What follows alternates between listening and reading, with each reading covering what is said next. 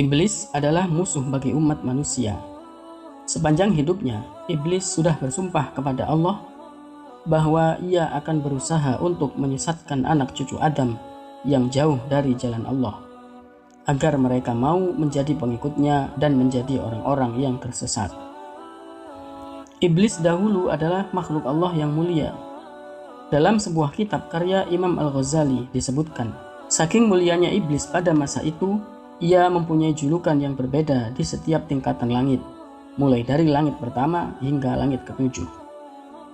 Allah telah memberi nikmat yang banyak kepada iblis. Kasih sayang Allah yang terbesar kepada iblis adalah bahwa ia telah mendapatkan taufik dan hidayah untuk menyembah Allah. Dan karena ibadahnya yang ikhlas, ia dimasukkan ke dalam kumpulan para malaikat yang mulia.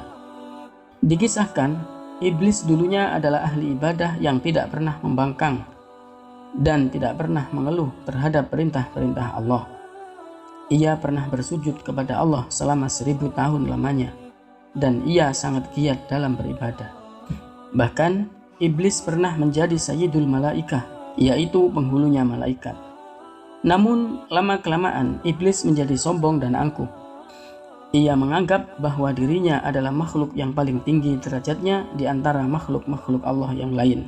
Hingga pada suatu ketika, Allah baru saja menciptakan Nabi Adam. Maka Allah memerintahkan iblis untuk bersujud kepada Adam. Lalu iblis berkata, "Mengapa engkau lebih mengutamakannya daripada aku, sedangkan aku lebih baik daripadanya? Engkau jadikan aku dari api, dan engkau menciptakan Adam dari tanah."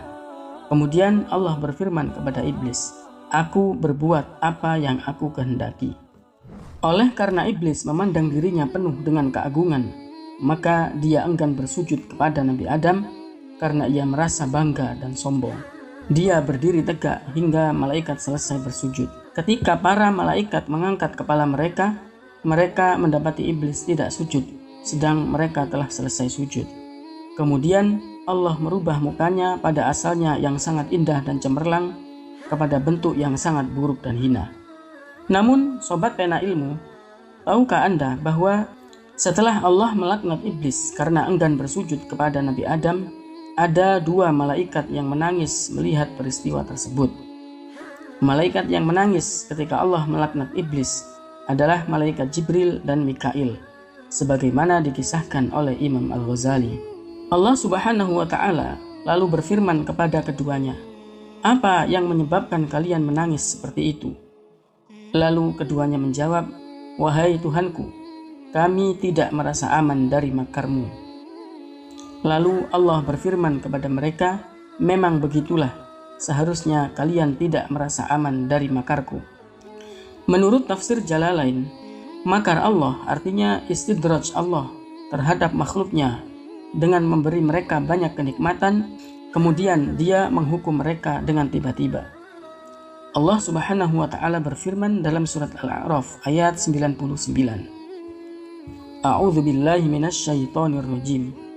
Afa aminu makrallah fala ya'manu makrallahi illal qaumul khasirun." Apakah mereka merasa aman dari makar Allah? Tiada yang merasa aman dari makar Allah kecuali orang-orang yang merugi. Dari sahabat Anas bin Malik radhiyallahu an, diceritakan bahwa Rasulullah pernah bertanya kepada malaikat Jibril, "Wahai Jibril, mengapa aku tidak pernah melihat malaikat Mikail tertawa?" Malaikat Jibril menjawab, "Mikail memang tidak pernah tertawa sejak neraka diciptakan."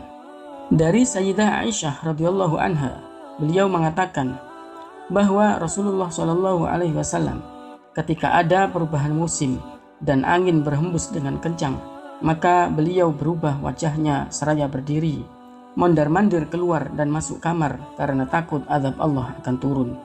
Abu Sa'id Al-Khudri juga meriwayatkan bahwa Rasulullah bersabda, "Bagaimana kita akan bersantai-santai sedangkan malaikat peniup sangkakala telah meletakkan sangkakalanya ke bibirnya seraya menunggu perintah untuk meniupnya."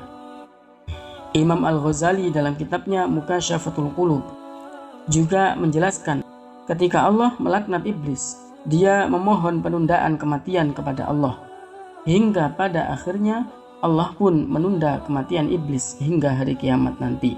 Lalu iblis berkata, "Demi kemuliaanmu, sungguh aku tidak akan keluar dari hati anak cucu Adam selama rohnya masih di kandung badan." Allah Subhanahu wa ta'ala berfirman, "Demi kemuliaan dan keagunganku, aku tidak akan menutup pintu taubat selama rohnya masih di kandung badan." Imam As-Suyuti dalam kitabnya Luqtul Marjan fi Ahkamil Jan menukil sebuah riwayat yang berasal dari Qatadah. Dia berkata, tadinya iblis termasuk kabilah malaikat yang bernama jin. Ibnu Abbas berkata, iblis termasuk di antara yang diperintah sujud karena ia termasuk golongan malaikat. Tadinya dia adalah penjaga langit dunia. Ibnu Abi Hatim dan Abu Shaykh mentakhrij dari Sa'id bin Jubair tentang firman Allah, "Illa iblis kana minal jin." Artinya, kecuali iblis, dia adalah golongan jin. Dia berkata, mereka termasuk golongan malaikat yang senantiasa memegang perhiasan penghuni surga hingga hari kiamat tiba. Ketika iblis melihat Nabi Muhammad SAW di Mekah, maka dia berteriak dengan suara yang keras. Seluruh keturunannya berkumpul. Lalu dia berkata, "Jangan kalian menyeret umat Muhammad kepada kesyirikan, tapi timpakanlah cobaan dalam agama mereka dan sebarkan syair dan ratapan tangis di tengah mereka." Sobat pena ilmu yang dimuliakan Allah, dari kisah ini kita bisa mendapatkan pelajaran bahwa iblis yang dulunya adalah ahli ibadah dan makhluk Allah yang mulia sekalipun bisa menjadi makhluk yang dilaknat oleh Allah karena kesalahannya. Untuk itu, marilah kita menjauhi sifat-sifat iblis seperti sombong, angkuh, iri dengki, dan yang lainnya, agar kita terhindar dari laknat Allah Subhanahu wa ta'ala.